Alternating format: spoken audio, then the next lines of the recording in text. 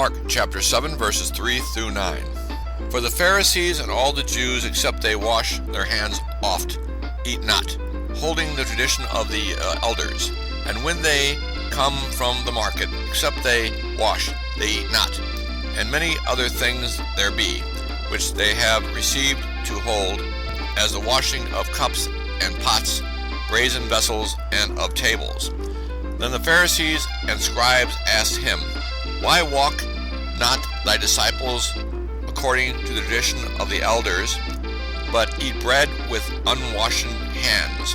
And he answered and said unto them, Well hath Esaias prophesied of you hypocrites, as it is written, This people honoreth me with their lips, but their heart is far from me.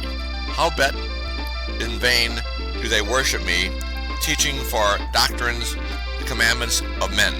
For laying aside the commandment of God, ye hold the tradition of men, as the washing of pots and cups, and many other such like things ye do. And he said unto them, Full well ye reject the commandment of God, that ye may keep your own tradition.